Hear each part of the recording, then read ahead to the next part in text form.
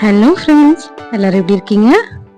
வாங்க, இன்னைக்கு நம்ம பார்க்க போகிறது கர்நாடகா ஸ்பெஷல் நொச்சி உருண்டை எப்படி செய்யலான்னு பார்க்கலாம். வாங்க, இது எல்லாரும் காலைல பிரேக்ஃபாஸ்ட்டுக்கே சாப்பிடுவாங்க.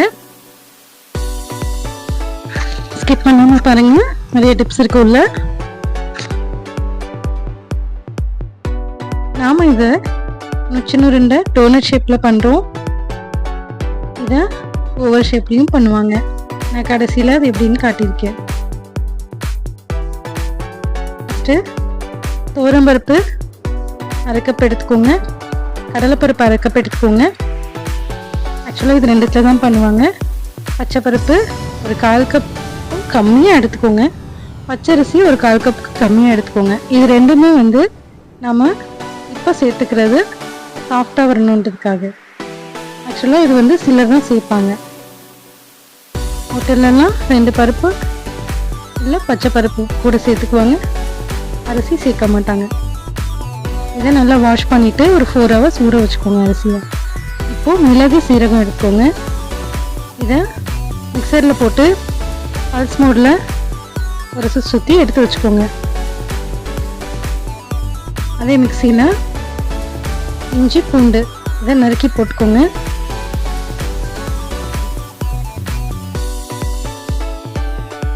இது கூட நம்ம ஆல்ரெடி 4 hours ஊற வச்சுருக்கோம் இல்லைங்களா, நல்லா வாஷ் பண்ணிவிட்டு ஊற வைங்க. அந்த பருப்பு அரிசியெல்லாம் இதில் போட்டுட்டு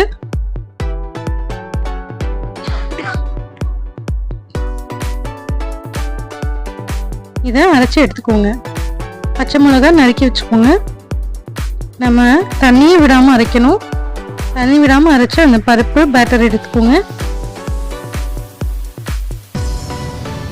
அது கூட பச்சை மிளகா, மிளகு, சீரகம்,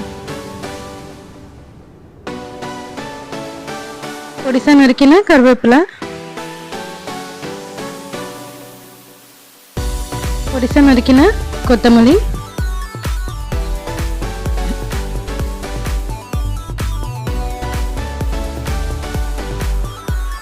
துருவி வச்சிருந்த தேங்காய்.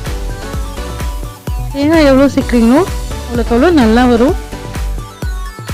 ஃபஸ்ட்டு இது நல்லா ஒரு மிக்ஸ் கொடுத்துக்கோங்க.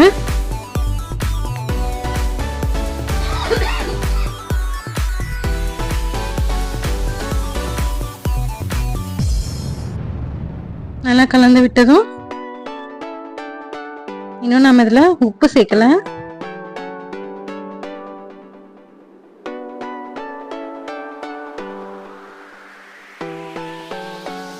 பெருங்காய பொடி,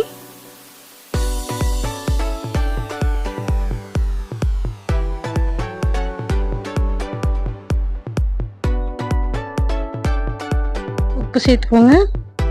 இப்போ சாஃப்டாக விடுறதுக்காக நெய் சேர்த்துக்கோங்க. இது முக்கியமான டிப்ஸு. இதை சேர்த்துக்கிட்டிங்கன்னா சாஃப்டாக இருக்கும் டோனட். இப்போ டோனட் ஷேப்பில் இதை பிடிச்சிக்குவோம்.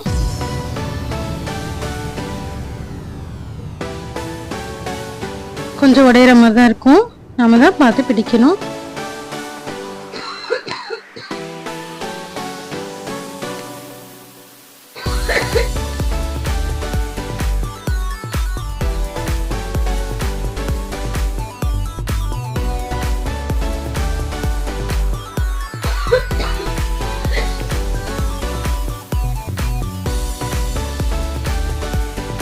இதை இட்லி பாத்திரத்தில் வாழலையை விரிச்சு அதில் வச்சுடுங்க.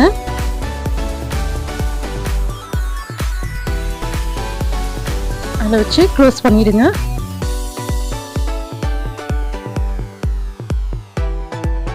இப்போ மேலே நம்ம போட்டிருக்க சட்னி எப்படி செய்யலாம்னு பார்க்கலாம் வாங்க.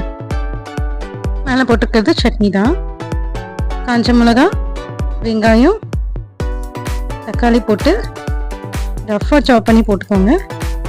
சும்மா வதக்கிட்டே இருங்க. கொஞ்சமாக புளி சேர்த்துக்கோங்க.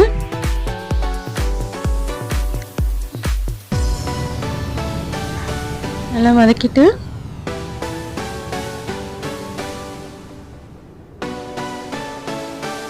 ஒரே ஒரு பல் பூண்டு போட்டுக்கோங்க. பூண்டு போட்டு வதக்கிட்டேன், அது உங்ககிட்ட காட்டல. உப்பு சேர்த்துக்கோங்க. அது நல்லா அரைச்சி கொண்டு வந்துடுங்க. அதுக்குள்ளே இது வெந்துருச்சான்னு செக் பண்ணிக்கலாம். ஒரு டூத்பிக் எடுத்து குத்தி பார்த்தீங்கன்னா வெந்துருச்சான்னு தெரிஞ்சிடும். ஒட்டாமல் வந்திருந்தால் வெந்துருச்சுன்னு அர்த்தம். இப்போ இதை எடுத்து அந்த சட்னியில் நல்லா டிப் பண்ணிவிடுங்க. வெங்காயம் இருக்குது பார்த்தீங்களா, அதை கட் பண்ணிவிட்டு ஃப்ரிட்ஜில் வச்சுட்டிங்கன்னா இந்த மாதிரி ட்ரையாக கிடைக்கும் உங்களுக்கு.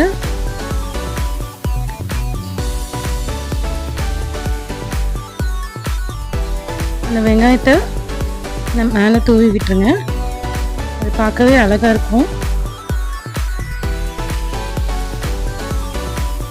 இதோ இந்த மாதிரி இருக்கும்.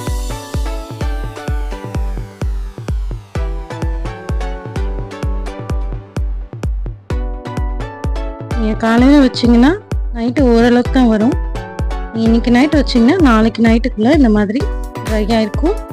அது பிங்கிஷாக அழகாக இருக்கும் பார்க்கறதுக்கு.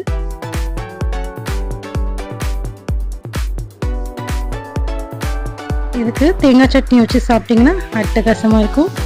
ட்ரை பண்ணி பார்த்துட்டு எப்படி இருக்குன்னு கமெண்ட் பாக்ஸில் சொல்லுங்கள். என்னோடய சேனல் பிடிச்சிருந்தா லைக் பண்ணுங்கள், ஷேர் பண்ணுங்கள், கமெண்ட் பண்ணுங்கள், சப்ஸ்கிரைப் பண்ணுங்கள், பெல் பட்டனை கிளிக் பண்ணுங்கள். நான் போடுற வீடியோஸ் உங்களுக்கு அப்பப்போ அப்டேட் ஆகும். தேங்க்யூ. நான் லாஸ்ட்டாக சொல்கிறேன்னு சொல்லியிருந்தேன் இல்லைங்களா, ஓவல் ஷேப்பில் பிடிப்பாங்கன்னு இப்படி தான் பிடிப்பாங்க.